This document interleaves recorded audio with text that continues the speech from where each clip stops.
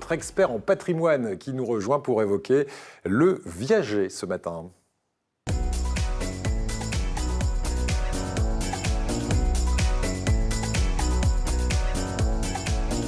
Bonjour Benjamin Clark-Hoffman. Bonjour Eric. Ça va bien? Très bien et vous? Oui, très bien. Je sais que le sujet du viager est un sujet qui est un petit peu délicat pour vous. Un petit peu.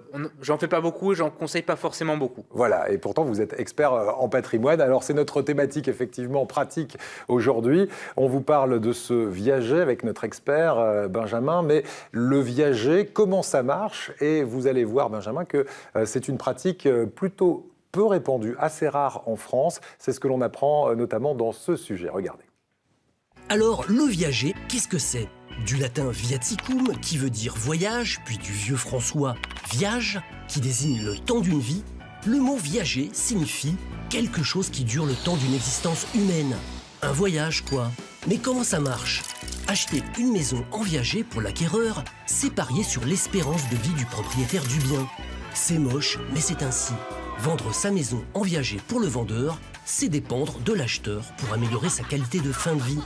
Vous suivez? En gros, à la signature du contrat, l'acquéreur verse une somme de base, le bouquet, puis paye ensuite une rente fixe tous les mois. Un bon moyen pour les seniors sans le sou de payer leur maison de retraite ou de mettre du beurre dans les épinards jusqu'à l'heure fatidique. L'acquéreur arrête alors ses versements, il est certainement attristé, mais enfin propriétaire. Heureusement, il y a des règles. Si le vendeur meurt dans les 20 jours, la transaction peut être annulée. Pareil si au moment de la signature, il était déjà malade ou mourant. Pas question donc de faire signer un viager à votre vieille tante Huguette sur son lit d'hôpital. Pour que la vente soit légale, son décès doit être imprévisible. Cet imprévu freine beaucoup d'acheteurs. En France, 1% des ventes immobilières se font en viager. Avec l'allongement de l'espérance de vie des Français, le viager a lui aussi de beaux jours devant lui. Voilà, le viager a de beaux jours devant lui, mais enfin, quand même 1% seulement des ventes immobilières qui se font en viager. Alors, pour quelles raisons? Parce que d'abord, vous m'avez dit que c'est un problème parfois un peu éthique, quand même, le viager. Très clairement, quand vous achetez un bien en viager, ce qu'on voit dans votre reportage, c'est que même, c'est ce qu'ils disent, même si on est quand même un peu triste, on est quand même somme toute contente, puisque c'est à ce moment-là qu'on arrête de payer, qu'on récupère le bien. Voilà, ils ont montré ça dans un casino, mais en gros, c'est vrai, on joue un peu avec la mort des gens. Mais pour autant, il y a un intérêt, ou plutôt des intérêts pour le vendeur, ils sont nombreux. Alors par exemple, des avantages, vous m'avez dit par rapport aux impôts, c'est ça? Oui, alors il faut bien savoir que dès le départ, il y a des intérêts, et pour le vendeur, et pour l'acheteur. Pour le vendeur, les intérêts, et on le voit encore dans votre reportage, c'est déjà de venir mettre un petit peu, comme vous le disiez, du beurre dans les épinards. On va venir augmenter sa retraite chaque mois. Et l'intérêt, notamment fiscal, est que la rente qu'on va toucher sera dégressive, imposée de façon dégressive. Par exemple, quand on prend une rente et qu'on a un viager à 70 ans, 70% du montant de la rente sera exonéré. C'est-à-dire que si jamais on me donne 1 000 € par mois dans rente viagère, j'ai seulement 300 € qui vont être imposés. D'accord, donc là, ça c'est très intéressant. On n'a non plus de gros travaux. Les travaux, c'est terminé, c'est à la charge de l'acheteur. Donc le vendeur qui, lui, reste dans son appartement, n'a plus de gros travaux à payer dans son appartement. Exactement. Le vendeur, lui, aura uniquement à sa charge, si vous voulez, les petits travaux ou on va dire des réparations courantes dans l'appartement. Par contre, tout ce qui sera gros travaux, toiture, façade, etc., sera à la charge uniquement de l'acheteur. Alors, on a également des taxes foncières qu'on ne paye plus, on habite dans le bien, mais comme finalement on n'est plus le vrai propriétaire, ça incombe à l'acheteur. Exactement, c'est l'acheteur qui devra s'acquitter de la taxe foncière. En revanche, pour un viager occupé, la taxe d'habitation restera à la charge de la personne qui l'occupe, donc là, en l'occurrence, la personne qui a vendu en viager. Alors, dans un instant, la question selfie justement d'un acheteur qui se pose quelques questions. Juste avant, cette dernière question, comment est-ce qu'on calcule un viager? On a vu qu'il y a le bouquet d'un côté, la rente. Prenons un exemple aller précis, par exemple une personne qui a 70 ans, qui a un 2 pièces et qui veut mettre son viager, son appartement viager. Il faut savoir bien évidemment que le prix de base est fixé avec le prix d'achat d'un appartement.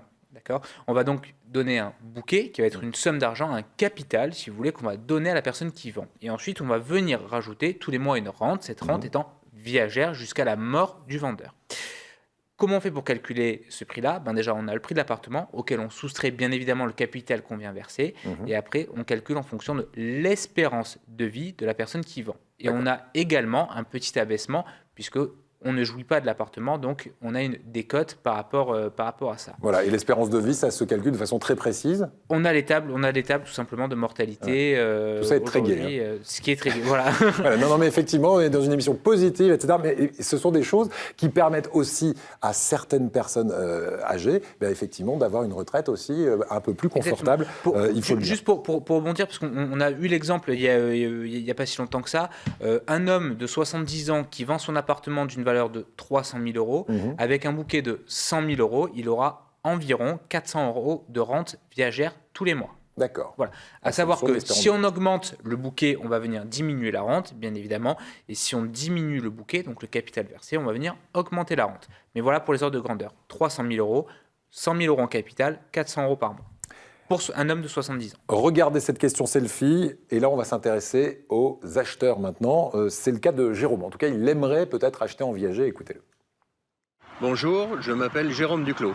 J'habite à Aix-en-Provence. J'ai déjà réfléchi à acheter en viager, mais ça me semble risqué. Y a-t-il une durée maximum d'attente avec laquelle on est garanti d'avoir le logement? Alors, y a-t-il un maximum d'attente? Réponse?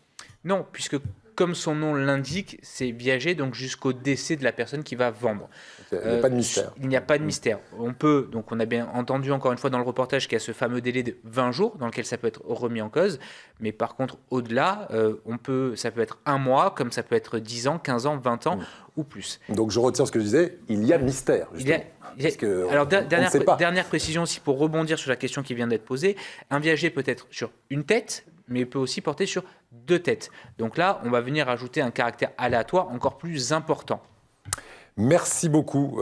J'espère qu'on a répondu à quelques-unes de vos questions. Et puis le mieux, c'est de se rapprocher évidemment d'un notaire si vous comptez acheter en viager ou d'un conseiller en patrimoine. Mais pas forcément celui qui est sur notre plateau, puisque ce n'est pas sa tasse de thé, on l'a bien compris. Merci Benjamin. Je pourrais vous conseiller, mais c'est vrai que j'aurais du mal à le vendre.